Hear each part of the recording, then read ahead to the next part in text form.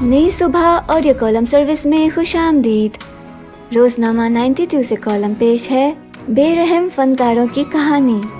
Column نگار ہیں رؤف کلاسرا اور آواز ہے ملیحہ امین کی۔ اگر آپ نئی صبح کی آڈیو لائبریری سے مستفید ہونا چاہتے ہیں یا ہمارے ساتھ والنٹیئر کرنا چاہتے ہیں تو وزٹ کیجیے ہماری web site www.naisubha.org naisubah.org۔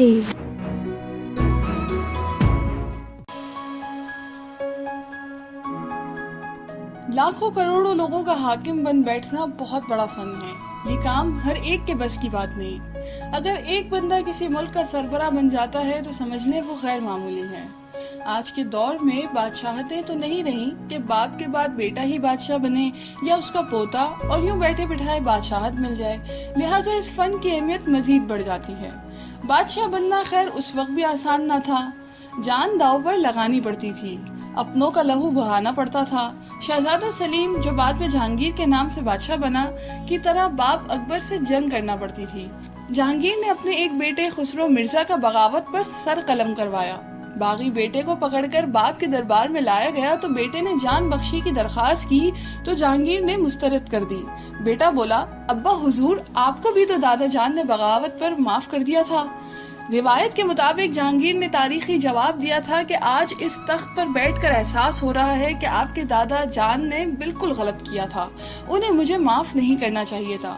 Jahangir کے بیٹے شاہجہاں کو بھی باپ کی روایت پر چلتے ہوئے بادشاہ بننے کے لیے خونی رشتوں کے سر قلم کرنا پڑے۔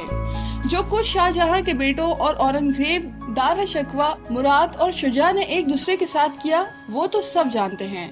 ہم شاہجہاں کو مظلوم سمجھتے ہیں کیونکہ اس کے بیٹے اورنگزیب نے باپ کو قید کر کے اور بھائیوں کو قتل کر کے ہندوستان کے اقتدار پر قبضہ کیا تھا، مگر یہ نہیں جانتے کہ شاہجہاں نے بھی بھائیوں کو قتل کر کے ہی بادشاہی لی تھی۔ اورنگزیب نے اپنے باپ سے جو کچھ سیکھا تھا وہی اس نے اپنے بھائیوں کے ساتھ کیا۔ جو کچھ شاہجہاں نے اپنے بھائیوں کے ساتھ کیا تھا وہی اورنگزیب نے اپنے بھائیوں کے ساتھ کیا۔ شاہجہاں نے اپنے باپ کو قتل کر کے اقتدار نہیں لیا تھا، لہٰذا اورنگزیب نے بھی باپ کو قتل نہیں کیا۔ وہ گھر میں جو دستور دیکھتا چلا آیا تھا وہی اس نے بڑے ہو کر کیا۔ ان مثالوں کا مقصد یہ ہے کہ دنیا میں جب بادشاہت عروج پر تھی اس وقت بھی آپ کو بادشاہ بننے کے لیے اقتدار پرست، بے دید اور بے رحم ہونا پڑتا تھا، ورنہ آپ کے بھائی یا بیٹے کی جگہ آپ کا سر نیزے پر لٹکا ہوا پایا جاتا۔ انگریزوں کو ہم لاکھ برا کہیں، انہوں نے ایک بڑا کام کیا کہ ہندوستان میں اقتدار کی تبدیلی کا ایک طریقہ کار دے دیا جس سے بغیر انسانی لہو بہائے حکمران چنے جا سکتے تھے۔ بہادر شاہ ظفر آخری بادشاہ تھا، اگرچہ وہ ایک انسان دوست بادشاہ تھا، وہ اپنے بزرگوں کی طرح نہیں نکلا، لہٰذا سلطنت کھو بیٹھا۔ وہ ایک شاعر تھا جو دلی میں غالب، ذوق اور مومن کی کمپنی میں مست رہا، شاعروں کے جھگڑے نمٹاتا یا ان سے اپنی شاعری کی تصحیح کراتا۔ وہ بادشاہی اور بادشاہت کے تقاضوں سے بہت دور تھا، شاہی روایات اور حالات نے اسے بادشاہ بنا دیا تھا۔ بہادر شاہ ظفر تو ایسا بادشاہ تھا کہ انگریزوں نے دلی سے گوالے اور ان کی بھینسیں باہر بھیج دی تاکہ شہر میں تعفن نہ پھیلے۔ اس پر گوالوں نے محل کے باہر احتجاج کیا تو بادشاہ نے انگریز سرکار کو دھمکی دی کہ اگر شام تک گوالے واپس دلی نہ لائے گئے تو وہ بھی اپنا شاہی خیمہ دلی سے باہر ان گوالوں کی بستی میں لگا کر وہیں رہیں۔ اس ڈر کے مارے کہ کہیں یہ انسان دوست بادشاہ چل ہی نہ پڑے، انگریز سرکار فوراً گوالوں کو واپس لے آئی۔ جب بادشاہت کا دور ختم ہوا اور جمہوری طریقوں سے دنیا نے اپنے حکمران چننے شروع کیے تو پھر وہی سوال کھڑا ہوا کہ حکمران کیسے چنا جائے۔ پھر یوں ہوا کہ چند شاطر لوگ آگے بڑھے جنہیں اپنے جیسے انسانوں پر حکمرانی کا جنون تھا، ان کے لیے جمہوریت موقع لائی۔ آخر ان لوگوں کے پاس کیا ایسا ہوتا ہے کہ وہ لاکھوں کروڑوں لوگوں کو اپنے پیچھے لگا لیتے ہیں اور لوگ اپنی جیبوں سے پیسے نکال کر ان پر نچھاور کرتے ہیں، ان کے لیے ہر قسم کی تکلیفیں بھگت لیتے ہیں۔ دنیا کی تاریخ دیکھیں تو آپ کو بہت سے کردار ملیں گے جنہوں نے لوگوں کی نفسیات سے فائدہ اٹھایا۔ انسانی نفسیات ہے کہ وہ چند چیزوں کے سہارے زندگی گزارتا ہے اور چالاک بندہ انہی سے فائدہ اٹھاتا ہے۔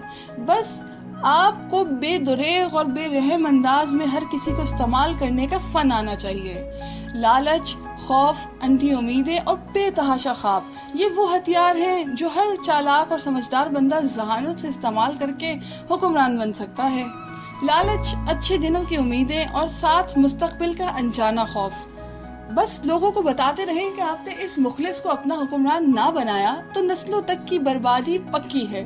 اس لیے اقتدار کی اس قدیم لڑائی میں جہاں چالاک اور ذہین لوگ عوام کو استعمال کرتے آئے ہیں، فردوس عاشق ایوان یقیناً افسردہ ہوں گی کہ برطرفی کے نوٹیفیکیشن کے ساتھ ہی چینلز پر خبروں کی ذرائع سے بھرمار ہو گئی کہ وہ کتنی کرپشن کر رہی تھی۔ وہی جو کل تک اپنی حکومت کا دفاع کر رہی تھی اب اچانک خود کرپٹ قرار پائی گئی ہیں۔ کسی حکومتی عہدیدار نے بھی ان کا دفاع کرنے کی کوشش نہیں کی، انہیں خود ہی اپنی بے گناہی کا ٹویٹ کرنا پڑا۔ وہی وزیر جو 1 سال سے ان کے دائیں بائیں بیٹھتے تھے وہ سب اچانک اجنبی بن گئے۔ وزیروں کے جس واٹس ایپ گروپ میں فردوس عاشق ایوان تھی، جو ہی اس کے ایڈمن وزیر کو ان کی برطرفی کا پتہ چلا، اس نے فوراً اس گروپ سے فردوس عاشق ایوان کو نکال دیا۔ میر ظفر اللہ جمالی جب وزیر اعظم کے عہدے سے فارغ ہوئے اور بلوچستان اپنے آبائی گھر ٹرین کے ذریعے روانہ ہونے کے لیے پنڈی ریلوے اسٹیشن پر پہنچے تو ان کی 50-60 وزیروں کی کابینہ میں سے صرف ایک وزیر مملکت غالباً رضا حیات انہیں الوداع کرنے آیا تھا۔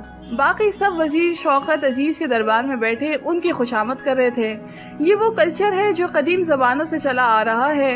بہرحال اس رام کہانی کا مطلب یہ تھا کہ جو لوگ برسوں کی ریاضت اور محنت کے بعد اقتدار تک پہنچتے ہیں وہ نہ معصوم ہوتے ہیں نہ بھولے اور سادہ، جتنی کہ وہ اداکاری کر رہے ہوتے ہیں۔ انہیں ایک ہی بات سمجھ آتی ہے کہ انہوں نے لوگوں کی امیدوں، خوف اور لالچ کو استعمال کر کے آگے بڑھنا ہے اور اس بے رحم کھیل میں جو بھی ہاتھ لگے اسے استعمال کرتے جانا ہے۔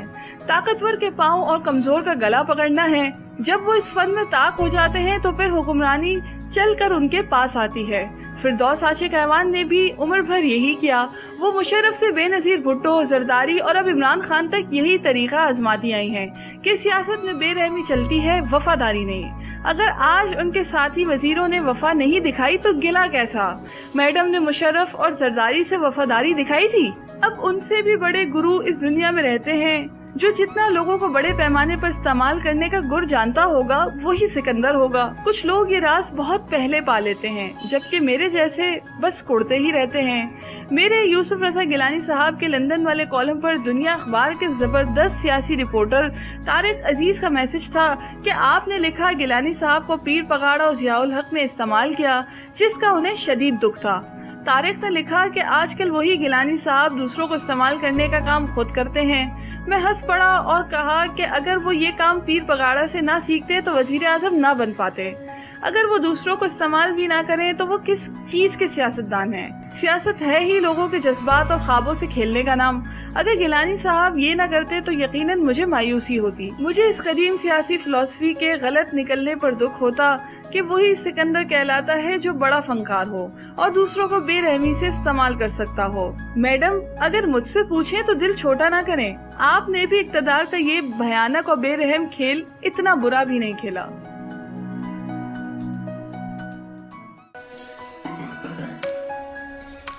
یہ معلوماتی مواد نئی صبح کی جانب سے پیش کیا گیا۔